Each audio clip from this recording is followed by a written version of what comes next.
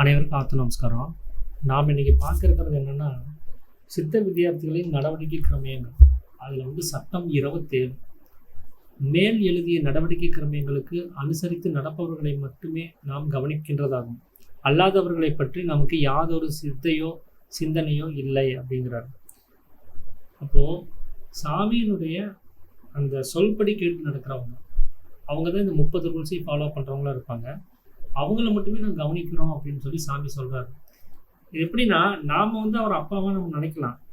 ஆனால் அவர் நம்மளை மகனாக நினைக்கணும்னா அதுக்கு ஒரு எலிஜிபிலிட்டின்னு ஒன்று வேணும். நாம் அவர் மேலே வச்சுருக்கிற அந்த மதிப்புக்காக, அவர் மேலே இருக்கிற அந்த பெரிய ஒரு மனசுக்காக வேண்டி அவரை நம்ம குருவாவோ அப்பாவாவோ எப்படி வேணால் நம்ம எடுத்துக்கலாம். ஆனால் அதே மாதிரி அவர் நம்மளை நினைக்கணும்னா நமக்கு ஒரு தகுதின்னு ஒன்று வேணும்.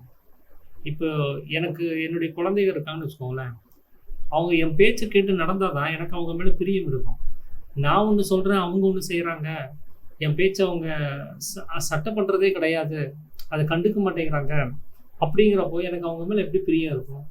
அவங்க ஒரு விஷயத்தை கேட்டால் கூட என்னால் வாங்கித்தர முடியாது. ஏன்னா அப்போ நான் உடனே சொல்லுவேன், நீ என் பேச்சு கேட்டு நடந்தால் தான் உனக்கு எல்லாமே நான் செய்வேன்னு சொல்ல வேண்டியதாக இருக்கும். அப்போ அந்த பிரியங்கிறது அப்படி தான் வரும். நமக்காக அவங்க எந்த அளவுக்கு இறங்கி வராங்க அப்படிங்கிறத வச்சு தான் அந்த பிரியங்கிறது ஏற்படுது. அதே மாதிரி தான் சாமியும் அவருடைய பேச்சை கேட்டு அவருடைய ரூல்ஸில் ஃபாலோ பண்ணி வர்றவங்க மேலே அவங்க பிரியம் இருக்குது. அதுதான் இந்த சட்டம் சொல்லுது. அவங்கள மட்டுமே நாம் கவனிப்பதாகும்னு. மற்றவங்கள பற்றி எனக்கு கவலை இல்லைன்னு சொல்லிட்டார். நான் அதை பற்றி சிந்திக்க மாட்டேன், அதை பற்றி நான் கேர் பண்ணிக்க மாட்டேன்னு சொல்கிறார். இப்போ என் பேச்சு கேட்டு நடக்காத பிள்ளைய நான் என்னன்னு சொல்லுவேன்?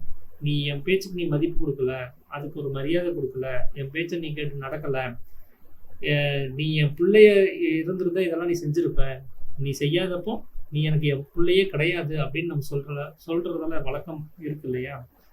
அதே மாதிரி தான் நாம் அவருடைய பிள்ளையாக இருக்கணும்னா இந்த 30 ரூல்ஸையும் ஃபாலோ பண்ணணும். இந்த 30 ரூல்ஸ் ஃபாலோ பண்ணாதவங்க நிச்சயமாக அவருடைய பிள்ளைன்னு சொல்லிக்கிறதுக்கு தகுதி இல்லாதவங்க. ஏன்னா ஒரு மகன்னா தன்னுடைய தகப்பனுடைய பேச்சை கேட்டு அப்படியே நடக்கணும். ஏன் எதுக்கு இந்த கேள்வியெல்லாம் இருக்கக்கூடாது, அதை பற்றின யோசனையும் இருக்கக்கூடாது. இது எதுக்கு இது சொல்லணும், ஏன் இப்படி சொல்லியிருக்கலாமே, எந்த சிந்தனையும் வரக்கூடாது. சொல்லிட்டாருன்னா அவ்வளோதான். அதுக்கு மறுபேச்சே இருக்கக்கூடாது. உடனே அதை வந்து கடைபிடிச்சாகணும். இப்போ நம்ம கணேஷ்புரி நித்யானந்தா அவர் பார்த்தீங்கன்னா கோமணம் கட்டிகிட்டே தான் கடைசி வரைக்கும் இருந்தார். அப்போ அவருக்கு மேலே அவ்வளோ அபரிவிதமான பிரியம் இருக்குன்னா காரணம் அதுதான். அவர் சொல்கிற வார்த்தையை அப்படியே ஈஸ்வர சேவை செய்யும் போது ஒரு இடுப்பில் ஒரு துணி மட்டும்தான் இருக்கணும்னு அவர் ஒரு சட்டம் எழுதுறாரு. அவர் நான் எல்லா நேரமும் ஈஸ்வர சேவை செய்கிறேன் தானே, ஆனால் நான் எல்லா நேரமும் இடுப்பில் ஒரு துணியோடு தான் இருப்பேன்னு சொல்லி வாழ்ந்து காமிச்ச ஒரு ஆள் அவர். அப்போ அவர் மேலே எவ்வளோ ஸ்நேகம் இருக்கும்.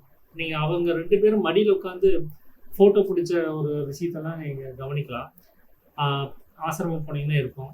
நீங்கள் அதுக்கான ஸ்டோரியை கேட்டிங்கன்னா அவங்க 2 பேத்துக்குள்ள எவ்வளோ அந்யோன்யம் இருக்குது, அவங்க 2 பேத்துக்குள்ளார ஒரு அப்பா மகங்கிற பாசம் எந்த அளவுக்கு இருக்குங்கிறத நீங்கள் புரிஞ்சுக்க முடியும். அந்த விசேஷத்துக்கு காரணம் அவர் பேச்சை அப்படியே கேட்டு நடக்கிறதுனால தான். நாமளும் என்னைக்கு அவர் பேச்சை அப்படியே கேட்டு நடக்கிறோமோ அப்போ தான் நாம் அவருடைய பிள்ளையாக முடியும். அப்போ தான் அவர் நம்மளை கவனிக்கிறவராக இருப்பார். தன்னுடைய பேச்சை கேட்டு நடக்காத பிள்ளைய எந்த தகப்பனாக இருந்தாலும் கண்டுகொள்ள மாட்டார். அதை தான் இவருங்க சட்டமாகவே எழுதியிருக்கிறாங்க. ஸோ இதுதான் வந்து இன்னைக்கு உங்களோட நான் வந்து பகிர்ந்துக்கணும் அப்படின்னு சொல்லி நான் ஆசைப்பட்டது. அனைவருக்கும் நமஸ்காரம்.